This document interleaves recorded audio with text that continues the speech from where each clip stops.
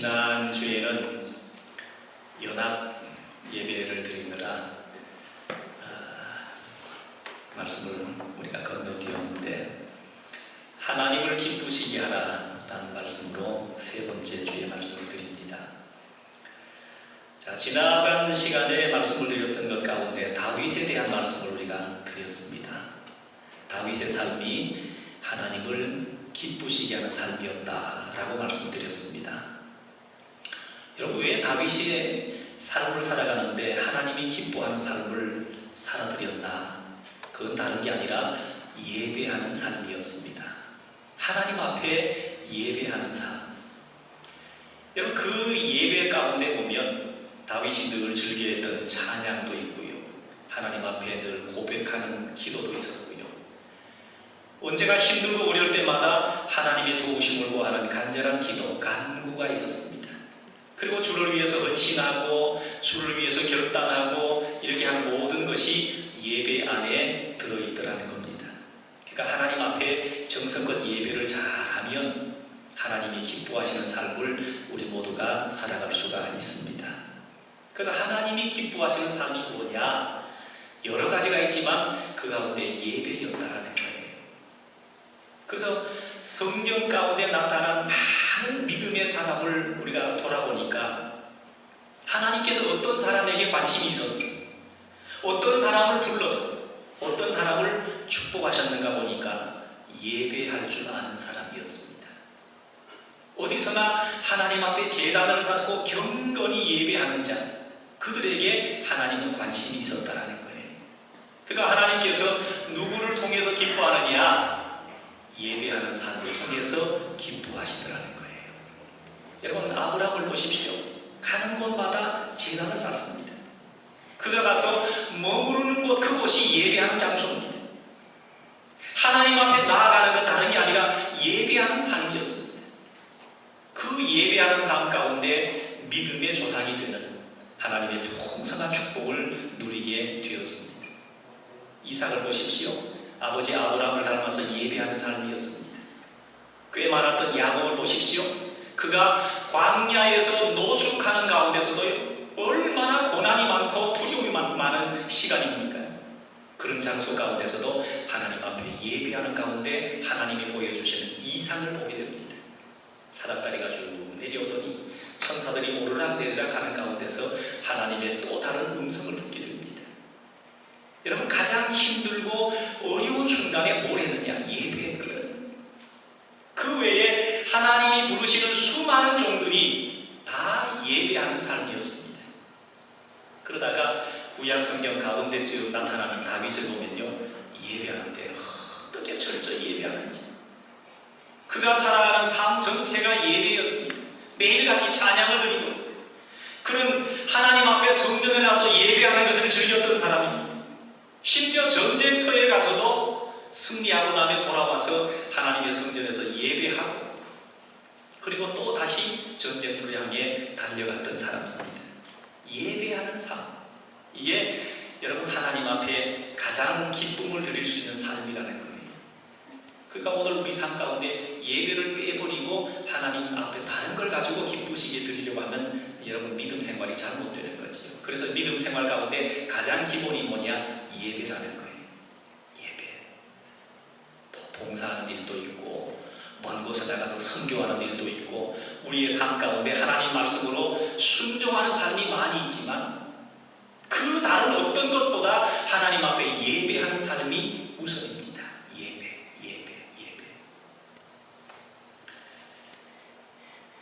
자, 오늘 말씀 가운데 보면 믿음의 조상되는 아브라함이 100세가 되어서 얻은 아들이 있습니다. 이삭. 얼마나 여러분 눈에 넣어도 아프지 않은 그런 아들이잖아요. 자, 그 이삭이 이제는 점점 장성해서 결혼할 나이가 되었습니다. 자, 결혼할 나이가 되었는데 며느리감을 구해야 됩니다. 아마 이민 오셔가지고 이 사회 속에서 자식들 결혼시키려고 이렇게 마음을 먹어보면 참 쉽지 않잖아, 그죠? 나이도 차이가 이렇게 맞아야 되고 언어도 이렇게 서로 통할 수 있어야 되고 문화도 맞아야 되고 이렇게 다 맞추려고 하다 보면 이게 짝을 구하기가 참 어렵다는 게 이민 생활 가운데 하나의 또 다른 고민입니다. 그러니까 이 아브라함도 자기의 고향 아비 집을 떠나가지고 먼 곳 하나님이 지시할 가나안 땅으로 와서 살다 보니까 이제 자녀가 장성했는데 며느리감을 구하려고 하니까 없습니다. 이때 이스라엘 백성의 며느리를 구하는데 두 가지 전제 조건이 있었습니다. 그 이스라엘 삶 가운데 두 가지 전제 조건 뭔가 하면 첫 번째는요, 순수 혈통을 지키는 겁니다. 그러니까 이방인과 결혼을 여러분 금지하고 있었거든요. 왜 금지했냐면 믿음이 서로 하나가 안 되니까. 여러분 믿음이 서로 맞지 않는 사람과 결혼해 보면 항상 그 믿음의 문제 때문에 불협화음이 생기기가 쉽습니다. 그러니까 순수한 이스라엘 백성이 이방 사람과 결혼하려고 그러면 하나님 섬기는 일에 벌써 장애가 되잖아요.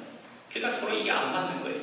그래서 순수한 혈통일 여러분 결혼하는 일, 이게 첫 번째 전제 조건입니다. 그 이방인의 피가 섞이면 안 된다. 이게 이스라엘 백성들이 가진 기본적인 마음이거든요. 거기에다가 문화, 생각, 무슨 습관, 전통 이런 걸 다 섞으면요, 이게 갈등을 겪을 수밖에 없습니다. 그래서 며느리 선택할 때 순수 혈통을 유지하는 것. 그 다음에 두 번째가 뭔가 하면 여러분 신앙의 순결을 지키는 겁니다. 순수한 신앙. 이방 며느리가 시집을 와서 들어오면 이 집안에 문제가 생겨나거든요. 왜 아브라함의 뒤를 이어서 믿음을 쭉 지어가야 되는데 그게 안 되는 겁니다. 그러니까 아브라함이 생각하는 끝에, 기도하는 끝에 내린 결론이 뭔가 하면 우리 집의 며느리는 같은 동족 가운데서 얻어야 되겠다. 여러분 이게 아브라함의 믿음의 중심이었습니다. 여러분 사람은 나름대로 양보할 수 없는 믿음의 중심이 있잖아요. 그죠? 그래서 정말 신실한 믿음의 사람들은 그 가정에 결혼할 때도 뭐 다른 거 보지 않습니다. 그가 얼마나 많이 배웠냐, 그가 얼마나 많은 것을 소유하고 있냐, 뭐 그의 가문이 어떤 이런 것보다도요, 믿음의 사람입니다. 믿음이 첫째 있어야 되죠. 자, 이건 절대로 양보할 수 없는 것인데, 여러분 한번 생각해 보십시오. 이삭은 아브라함이 100세에 얻은 외아들입니다. 얼마나 소중한 아들입니까? 그리고 당시에 이 아브라함은 족장시대에 살고 있기 때문에 그 이스라엘 백성들의 한 부족을 이끌고 가 있는 우두머리입니다. 그러니까 족장이기 때문에 당시에 세상적으로 얼마나 좋은 며느리감을 얻을 수가 있겠습니까? 그런데 이 두 가지, 순수한 혈통, 또 신앙적으로 순결한 여자, 이 조건이 충족되지 않으면 아브라함에게는 그가 왕의 딸이라 할지라도 이건 용납이 안 되는 거예요. 자, 그래서 아브라함은 자기 며느리감을 얻기 위해서 할 수 없이 자기 고향 하란이라고 하는 곳에서 며느리감을 구할 수밖에 없었습니다. 그런 결론을 딱 내린 거예요. 여러분 하란은 요즘 식으로 말하면 유브라데스 강을 건너가지고 지금의 이라크 땅을 말합니다. 이라크. 자, 지금 이스라엘 땅은 여러분 지도를 보셔서 대략 알지요? 이스라엘에서 이제 이라크까지 가려면 지금도 그렇게 어려운 것이 아닐 겁니다. 그러나 그 당시 사막길을 가려고 하면 굉장히 힘든 여정일 것입니다. 그 먼 길을 걸어가려고 하면 아마 상당히 긴 시간이 걸렸을지 모릅니다. 그래도 거기 가서 며느리감을 구해야 되겠다. 그런데 여기서 우리에게 감동을 주는 것이 뭐냐면요, 아브라함의 며느리감을 구하는 이 중차대한 일을 본인이 직접 가지 아니하고 누구에게 맡기는가 하면 자기가 한평생 데리고 있었던 늙은 종 하나를 보낸다라는 거예요. 그 종에게 모든 일을 다 맡겼습니다. 얼마나 중요한 며느리감을 구하는 일인데, 자, 좀 힘들지만 아브라함과 그 안에 되는 사라가 직접 가서 보고 직접 확인해야 될 것 아닙니까? 그렇게 고르고 골라도 잘못 구할 수도 있는데, 여러분 물건 사와서 이렇게 물릴 수 있는 것도 아니고 자기 며느리감을 구하는 일인데 그 일을 종에게 위임했다고 하는 게 이게 얼마나 놀라운 일입니까? 자, 이것은 아브라함이 그 늙은 종에게 그가 가지고 있는 지혜. 자, 얼마나 이 늙은 종의 지혜가 뛰어난지 오늘 본문을 통해서 확인해 볼 수 있습니다. 여러분, 이 지혜는 사람을 기쁘게 하기도 하지만요, 우리에게 주신 지혜는 하나님을 기쁘시게 하는 수단이 되더라는 거예요. 지혜. 우리가 가끔 이런 얘기하지요. 지식과 지혜. 이걸 뭐 구분하지 못하고 혼동하는 사람도 있는데, 지식과 지혜는 그 출발부터가 다릅니다. 자, 지식은 인간의 학습, 습득하는 학습을 통해서 지식이 쌓여갑니다. 그래서 공부를 많이 하면 지식을 많이 얻을 수 있습니다. 그러나 이 지혜라고 하는 것은 학습을 통해 얻어지는 게 아니라는 거예요. 하나님이 주시는 영적인 선물입니다. 여러분, 우리가 이걸 알아야 돼요. 사람이 지식이 많아지면 많아질수록 인간이 행복해지느냐? 여러분, 반드시 그런 것은 아닙니다. 옛날에는 중고등학교만 나와도 공부를 굉장히 많아야 하는 이렇게 사람으로 취급을 했는데, 여러분, 얼마나 문맹인들이 많았습니까? 근데 지금은 대학을 나오는 것마저도 기본이잖아요. 그만큼 사람들의 지식 수준이 높아졌다는 거예요. 그렇다고 해서 현대인들이 그 옛날과 비교해서 지금 행복지수가 높아졌느냐? 결코 높아지지 않았습니다. 여러분 아시죠? 세계 여러 나라들을 이렇게 비교해서 행복지수가 높은 나라가 어느 나라냐 살펴봤더니요, 정말 힘있고 잘 살고 많이 배우고 여러분 그런 나라가 행복지수가 높은 게 아니더라고요. 좀 아이러니한 것이요, 참 가난하고 많이 배우지도 못했고 힘 없는 나라, 그런 나라인데도 행복지수가 높더라는 거예요.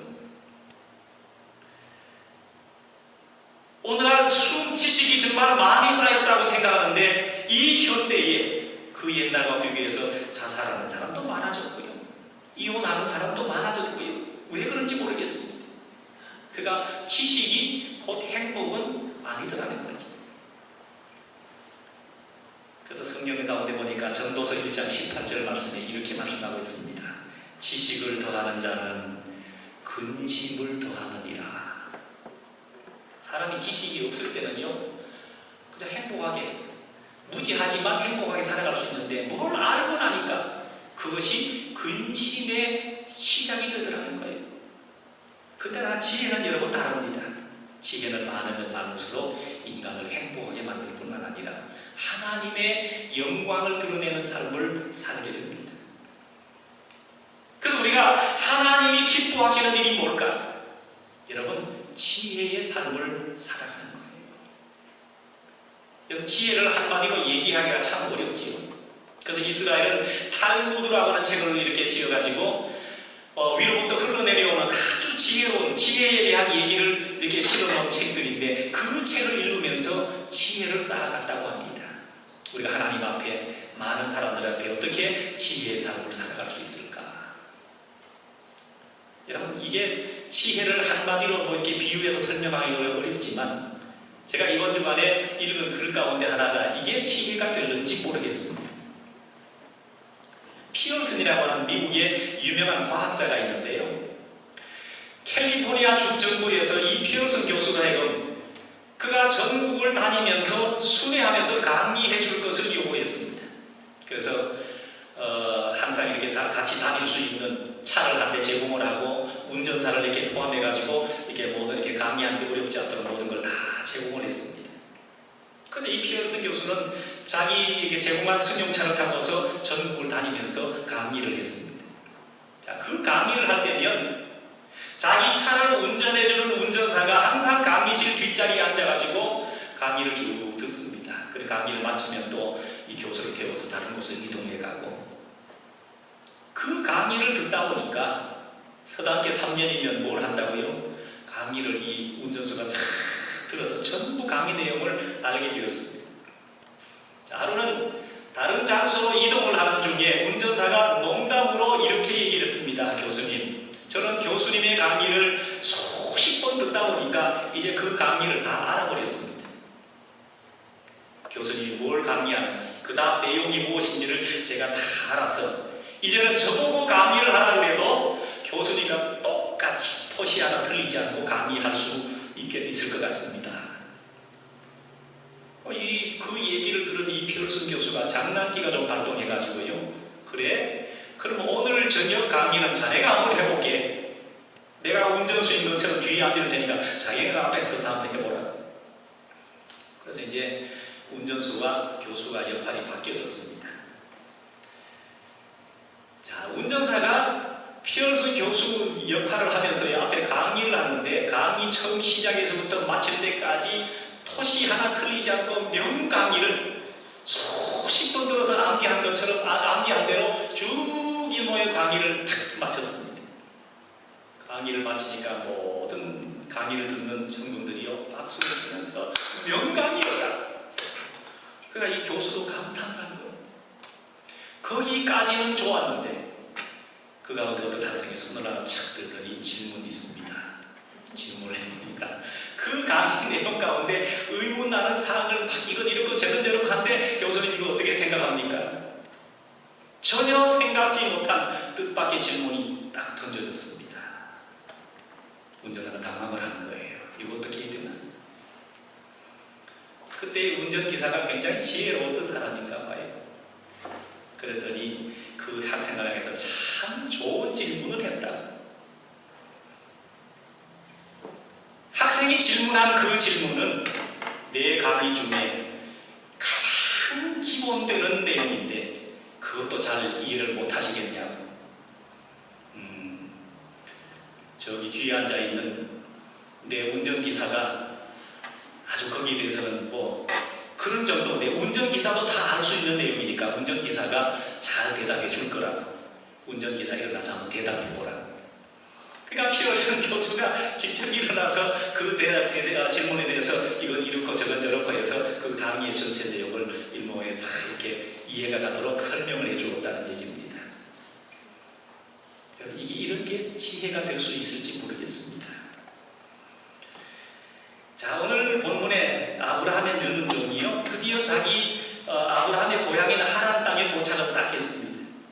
그 넓은 하란 땅 가운데서 여러분 주인의 며느리감을 찾는데 어디서부터 시작해야 되면 누구를 여러분 선택해서 며느리감으로 이렇게 선정해서 가야 됩니까? 사진 가지고 와서 사람 찾는 것도 아니고 미리 사람이 정해져서 주소를 가지고 찾아온 것도 아닌데요. 막막한 일입니다. 근데 이 늙은 종에게 지혜가 있었습니다. 이 늙은 종이 어디를 가냐면 우물가로 달려가는 거예요. 여러분 이게 지혜입니다. 우물가로. 자, 옛날에는 우물가에 탐새 일어났던 모든 일들의 사건의 취재원이 어디냐? 우물가거든요. 동네 소식과 통신이 가장 빨리 전해지는 곳이 우물가입니다. 어젯밤에 누구 집이 어땠대, 누구는 어땠대, 뭐 이렇게 세세하게 여러분 주고받는 얘기. 그 아침 저녁으로 동네 처녀들 아낙네들이 다 모여서 얘기합니다. 간밤에 일어났던 모든 소식이 전 동네에 AP통신을 타고 착 전해지는 곳, 그게 우물가잖아요. 자, 그 우물가에 가서 간 것, 이게 하나의 지혜라는 거예요. 여러분, 지식이 많은 사람을 보고 보통 유식한 사람이라고 그러죠. 많이 배운 사람이다. 지식이 없는 사람을 무식하다, 그렇게 표현합니다. 그러나 성경은요, 그 지식에 대해서 말하지 않고 지혜가 많은 사람을 현명하다고 얘기를 하고요, 지혜가 부족한 사람을 보고 어리석은 사람이다, 그럽니다. 그래서 성경에는 무슨 얘기를 할 때마다 두 부류로 나누지요. 그죠? 지혜로운 5처녀, 미련한 어리석은 5처녀. 지혜로운 5달란트, 2달란트 받은 그런 종들, 무식하고 미련한 1달란트 받은 종들. 언제나 이렇게 쭉 가릅니다. 그래서 지혜가 부족한 것, 여러분 무식한 것과 어리석은 것은 다른 얘기입니다. 성경에 보면 무식하다고 여러분 하나님이 책망한 적은 없습니다. 언제나 하나님은 어리석은 사람, 미련한 사람에게 책망을 하시더라는 거예요. 그러니까 옛날에 저는 시골에서부터 신앙생활을 이렇게 어릴 때부터 해왔는데, 시골에서 다니면 글씨도 제대로 모르는 할머니요, 아무것도 뭐 배운 게 없어요. 학교 다닌 적도 기도만 하면 무식이 충만한 사람이에요. 그런데도요, 하나님 앞에 나아가는 믿음만큼은 대단한 사람들입니다. 하나님 앞에 예배하는 열정, 하나님 앞에 간절히 기도하는 그 자세를 보면 이건 세상 어느 누구도 따라갈 수 없는, 많이 배워서 박사학위를 몇 개 가진다 할지라도 그렇게 따라갈 수 없는 사람들입니다. 지혜로운 사람이죠. 누가복음 12장에 보면 이렇게 비유해서 주님께서 말씀하십니다. 어떤 사람이 농사를 지었는데 쌓아둘 곳이 없도록 풍년의 농사를 지었습니다. 그래서 이 사람이 농사에 대해서 아마 탁월한 지식이 있었던 사람 같아요. 어떻게 보면 농학 박사였을는지도 모릅니다. 풍성한 소득을 얻으니까 이 사람 생각에 오늘 창고를 더 크게 짓자, 창고를 확장해서 더 많은 곡식을 쌓아두자, 그리고 매일같이 연락하면서 잔치를 벌이면서 내가 풍족히 먹으리라. 그런데 주님께서는 그 사람을 향하여 어리석은 자라고 책망합니다.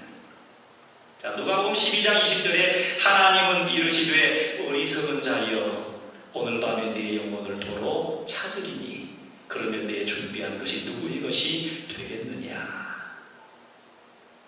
여러분, 사람은 성경이 일러주는 사람의 인생을 보면요, 70년, 강건하면 80년 그랬습니다. 물론 그보다 더 사는 사람도 있고 일찍 이렇게 세상을 떠나는 사람도 있지만 평균자가 그렇다는 거예요. 자, 70년과 80년의 짧은 생애를 살면서 사람들은 어떤 생각을 가지고 사느냐 하면요, 마치 무한대로 살아가는 것처럼 그렇게 살아갑니다. 그러나요, 우리에게 정말 지혜가 필요한 것은 우리의 마지막 시간이 있다는 걸 인정할 줄 아는 사람입니다. 언젠가는 내가 이 세상을 떠나갈 때가 있다는 것, 언젠가는 내가 하나님 앞에 부름받아서 설 날이 있다는 것을 여러분 알고 사는 것이 지혜라는 거예요. 힘 있을 때는 그걸 모릅니다. 마냥 세상을 자기 혼자 자기 힘 가지고 자기 지식 가지고 살아갈 수 있을 것 같지만 여러분, 어느 순간에 하나님께서 나를 부르시는지 모른다라는 거예요. 그걸 믿음을 가지고 하나님 앞에 설 날을 늘 준비하며 살아갈 수 있는 그 삶, 그게 지혜로운 삶입니다. 그런데 심지어 그런 것조차도 깨닫지 못하고 어떤 사람은 하나님을 섬기는 일마저도 깨닫지 못하는 사람이 있습니다. 어리석은 삶이라는 거지요. 그래서 믿음의 사람 솔로몬은요, 왕이 된 후에 기브온 산단에 올라가서 하나님 앞에 1000번제를 드렸습니다. 1000번제. 우리는 정확하게 어떤 사람인지 저는 신학을 공부해서도 잘 모릅니다. 번제 제단을 1000개를 한꺼번에 쫙 해가지고 예배를 한 것인지, 아니면 하루에 한 번씩 해서 1000날 동안 예배를 한 건지 잘 알지 못합니다. 그러나 어느 것이든 제단을 1000개를 쫙 준비하고 한꺼번에 예배를 했든 아니면 하루에 한 번씩 1000날을 예배했든 여러분, 그 예배가 대단한 거예요. 그 하나님 앞에 예배하고 하고 나니까 하나님께서 솔로몬에게 응답을 하셨습니다. 내가 너에게 무엇을 줄고 너는 구하라. 솔로몬의 그 예배를 받으신 하나님께서 응답을 주셨습니다. 오늘 예배하는 여러분에게 하나님의 음성이 들렸다고 생각해 보십시오. 내가 너에게 무엇을 줄까? 네 소원을 말해봐라. 그러면 다 이루겠다고 말씀하시면 여러분, 소원이 무엇입니까? 뭘 얘기하겠습니까? 그때 솔로몬이 하나님 앞에 무엇을 구합니까? 이스라엘 백성을 잘 다스려갈 수 있도록 내게 지혜를 주옵소서. 구할 게 얼마나 많습니까? 하나님 앞에 간절히 구할 여러분 소원이 얼마나 많겠습니까? 그런데 다른 건 다 물려두고요, 지혜를 구했습니다. 왜요? 하나님을 기쁘시게 하는 삶이 지혜라는 걸 알았기 때문에. 여러분, 내가 알고서 예배하는 것, 하나님 앞에 알고서 믿음의 삶을 살아가는 것과 무지해서 알지 못하는 것하고는 여러분 차이가 있는 거예요. 솔로몬은 하나님 앞에 왜 지혜를 그랬을까? 알았기 때문에, 하나님을 기쁘시게 하는 것이 무엇인가를 알기 때문에 내게 지혜를 주옵소서. 그 지혜를 가지고요 하나님을 잘 섬겨가잖아요. 여러분, 나라를 여러분 지식 가지고 다스릴 수 있는 게 아닙니다. 나라를 다스리는 사람이요 지식이 모자라가지고 실패하는 게 아닙니다. 최고의 학문을 공부하고 최고의 과정을 거쳐가지고 여러분 왕이 대통령이 되지만 안 되잖아요. 왜? 지혜가 모자라서. 하나님의 일은 지식 가지고 되는 게 아니라 지혜로 여러분 할 수 있다는 거예요.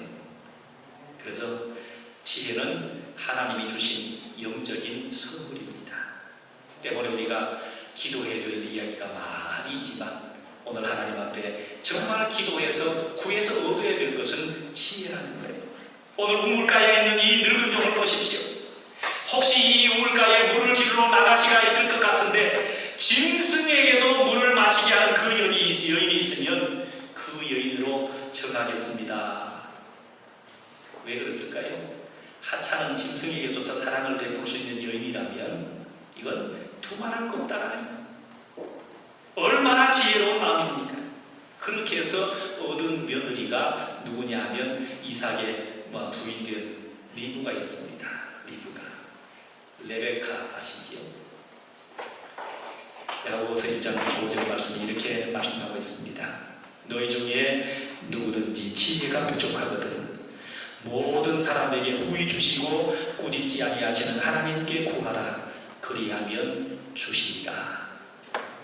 그러니까 우리가 기도하는 제목 가운데 하나님 건강 주십시오, 물질 주십시오, 평화 주십시오, 뭘 주십시오, 다 구할 것이 많지만 하나님 앞에 지혜를 구하라는 거예요.